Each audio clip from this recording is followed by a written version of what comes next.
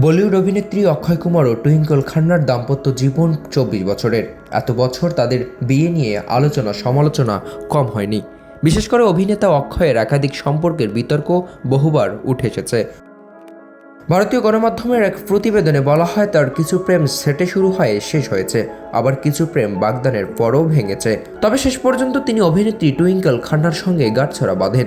কিন্তু এত বছর একসঙ্গে থাকলেও স্বামীকে নাকি পুরোপুরি ভরসা করতে পারেন না টুইঙ্কল। টুইঙ্কল খান্না মনে করেন অক্ষয় হয়তো আবার বিয়ে করতে পারেন। এই আশঙ্কায় টুইঙ্কল একবার বলছিলেন, আমি মরে গেলে তুমিও বিষ খেয়ে মরে যেও। তোমার দ্বিতীয় স্ত্রী আমার ব্যাগ জামা পরে ঘুরবে, আমি মানতে পারবো না। উল্লেখ্য, অক্ষয় ও টুইঙ্কলের বিয়ে হয়েছিল ২০০১ সালে। তাদের দুই সন্তান আরব ও নিতারা। তাদের বড় ছেলে আরব বর্তমানে লন্ডনের ফ্যাশন নিয়ে পড়াশোনা করছেন এবং মেয়ে নিতারা সবে কৈশোরে পা দিয়েছেন।